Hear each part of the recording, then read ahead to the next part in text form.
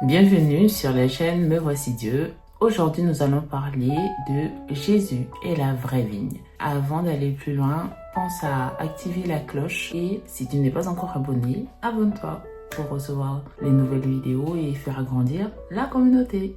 Alors, le texte qui nous a été donné aujourd'hui, c'est Jésus et la vraie vigne. Nous avons reçu normalement Jean 15, verset 5, mais nous allons prendre Jean 15, verset 1 à 17. Moi, je suis la vraie vigne et mon Père est le vigneron. Il enlève tout sarment qui, uni à moi, ne porte pas de fruits. Mais il taille, il purifie chaque sarment qui porte du fruit afin qu'il en porte encore plus. Vous êtes déjà purs grâce à la parole que je vous ai dite. Demeurez unis à moi, comme je suis uni à vous. Un sarment ne peut pas porter de fruits par lui-même, sans être uni à la vigne. De même, vous non plus, vous ne pouvez pas porter de fruits si vous ne demeurez pas unis à moi. Moi, je suis la vigne, vous êtes les sarments. La personne qui demeure unie à moi et à qui je suis uni porte beaucoup de fruits, car sans moi, vous ne pouvez rien faire. La personne qui ne demeure pas unie à moi est jetée dehors comme un sarment et elle sèche. Les sarments secs, on les ramasse et on les jette au feu et ils brûlent. Si vous demeurez unis à moi et que mes paroles demeurent en vous, demandez ce que vous voulez et cela sera fait pour vous. Voici comment la gloire de mon Père se manifeste. Quand vous portez beaucoup de fruits et que vous montrez ainsi mes disciples. Tout comme le Père m'a aimé, je vous ai aimé. Demeurez dans mon amour. Si vous obéissez à mes paroles, vous demeurerez dans mon amour, tout comme j'ai obéi au commandement de mon Père et que je demeure dans son amour. Je vous ai dit cela afin que ma joie soit en vous et que votre joie soit complète. Voici mon commandement. Aimez-vous les uns les autres comme je vous ai aimé. Il n'y a pas de plus grand amour que de donner sa vie pour ses amis. Vous êtes mes amis si vous faites ce que je vous commande. Je ne vous appelle plus serviteur parce qu'un serviteur ne sait pas ce que fait son maître. Je vous appelle mes amis parce que je vous ai fait connaître tout ce que j'ai appris de mon Père. Ce n'est pas vous qui m'avez choisi, c'est moi qui vous ai choisi. Je vous ai donné une mission afin que vous alliez, que vous portiez du fruit et que votre fruit demeure.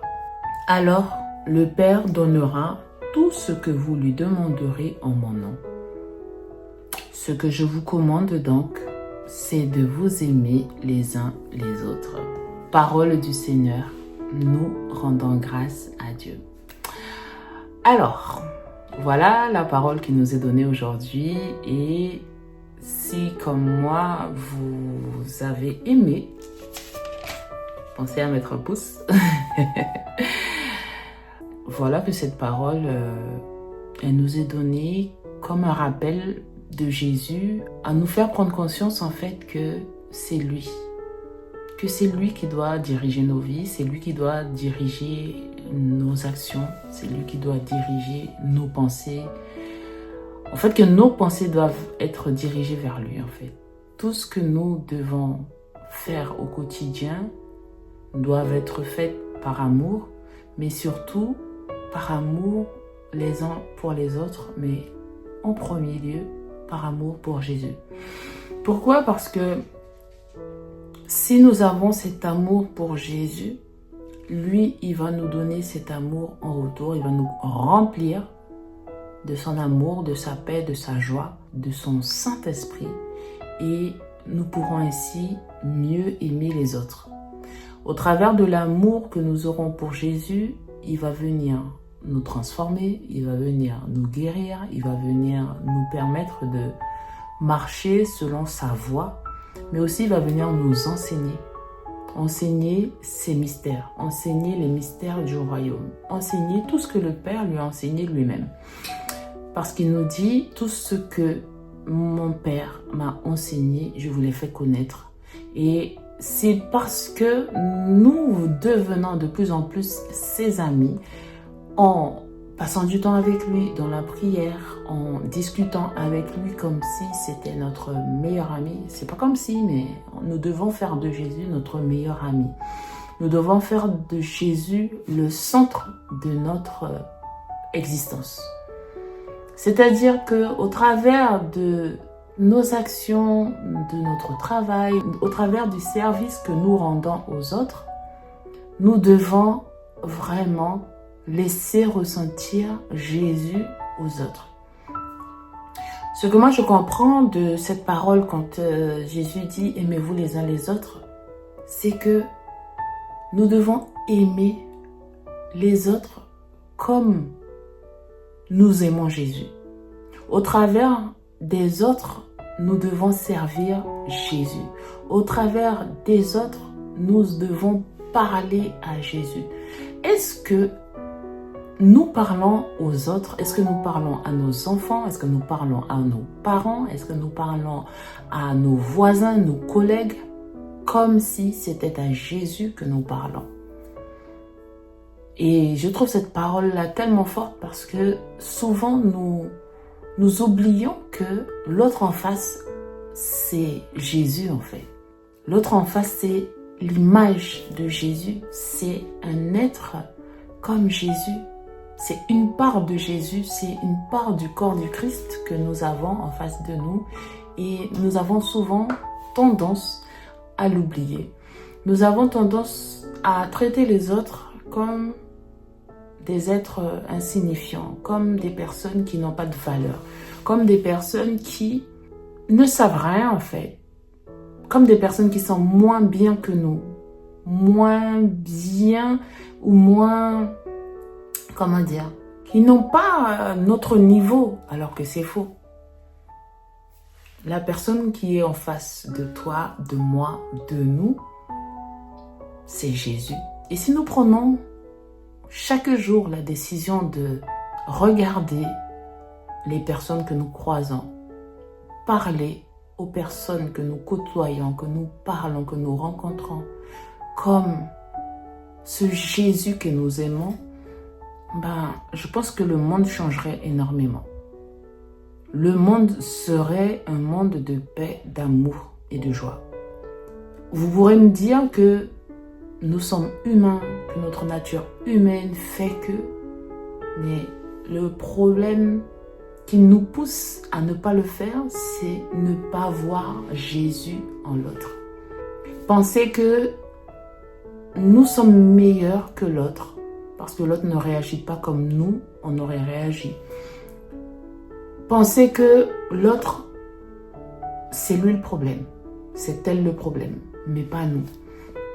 Sauf que la personne que nous avons en face, là où les personnes que nous avons en face, nous renvoient certains défauts que nous avons en nous-mêmes. Et si parfois nous avons des personnes qui nous énervent, que nous ne supportons pas, c'est parce qu'elles nous reflètent une partie enfouie en nous-mêmes que nous n'osons pas regarder. Et donc, au travers de ce passage que j'aime beaucoup et que je trouve très profond, très aimant, je pense que Jésus vient nous interpeller sur notre manière de traiter les autres, mais surtout sur notre manière de proclamer notre foi, notre manière de dire à Jésus, Jésus, je t'aime.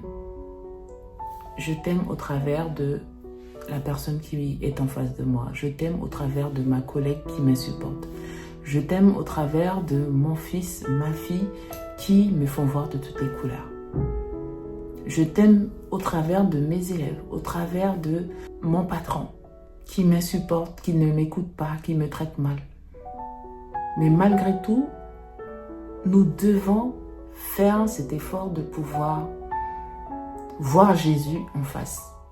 Et quel que soit, je pense qu'en réagissant ainsi, nous verrons que les gens ne comprendront pas forcément pourquoi, malgré leur mauvais traitement parfois, malgré le fait que parfois ils peuvent nous insupporter, nous avons un immense amour envers ces personnes-là. Nous avons une paix et un calme au travers des discussions ou au travers des explications que nous pouvons avoir avec ces personnes-là. Et vraiment, je rends grâce à Dieu pour ce temps qu'il nous donne, pour ce texte qu'il nous permet de partager aujourd'hui. Parce que oui, Dieu, il vient nous purifier. Et vous pourrez me dire que oui, c'est facile à dire, mais au quotidien, ce n'est pas évident.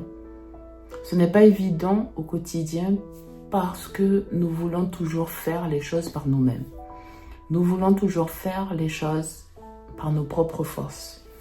Et Jésus nous dit dans sa parole que nous sommes les sarments et lui, c'est la vigne. On ne peut pas avoir des sarments qui se débrouillent tout seuls s'ils ne sont pas collés, connectés à la vigne. Et Jésus est cette vigne en fait. Et c'est lui qui nous permet en fait de faire des choses qui nous semblent impossibles, de faire des choses qui nous dépassent, de faire des choses qui peuvent parfois nous étonner, mais aussi nous coûter énormément. Et il est vrai que ça m'est déjà arrivé, je ne sais pas pour vous, mais parfois je regarde et je me dis, mais waouh, vraiment, face à cette situation-là, je ne sais pas comment j'ai fait pour garder mon calme, je ne sais pas comment j'ai fait pour réagir, mais je sais que Dieu était là. Et que c'est Dieu qui agit pour moi, parce que de moi-même, je n'aurais pas pu, de moi-même, j'aurais pu sauter sur la personne. Parce que oui, il y a des fois, des personnes peuvent nous agacer, des personnes peuvent nous titiller tellement fort que on perd notre calme, on perd notre sang-froid. On perd la maîtrise de soi face à certaines situations, certaines occasions et certaines personnes. Donc, je ne serai pas trop longue. La seule chose que je vais vous dire, c'est de toujours rester le regard fixé sur Jésus et de regarder les autres comme si c'était Jésus qui était en face. Parce que nous faisons partie d'un seul corps, le corps du Christ. Le corps ne peut pas tenir sur la tête et Jésus est la tête. Le sarment ne peut pas tenir sans la vigne. Et Jésus, c'est la vigne. Donc, au travers de cette parole, nous puissions prendre conscience que Jésus est tout. Et qu'en respectant la parole de Dieu, en respectant les commandements, en respectant tout ce que Jésus nous demande de faire dans sa parole, nous puissions vraiment grandir spirituellement, que nous puissions avancer dans la joie, dans la paix et surtout obtenir tout ce que nous désirons si c'est la volonté de Dieu, puisque Jésus nous dit que si nous faisons sa volonté, si nous nous aimons les uns les autres, si nous restons connectés à cette vigne qu'est Jésus, il nous fait porter du fruit. Et parfois, Jésus peut permettre que nous vivions des épreuves difficiles pour pouvoir nous connecter à lui, pour que nous puissions nous tourner vers lui et qu'il puisse avoir toute la place. Que nous puissions dépendre, non pas dépendre comme personne handicapée, non, mais dépendante de ce Dieu qui connaît tout, qui peut tout et qui peut nous permettre de tout accomplir en fait. Et à chaque fois que nous faisons confiance à Jésus, à chaque fois que nous dépendons de lui pour tout, il nous emmène de gloire en gloire.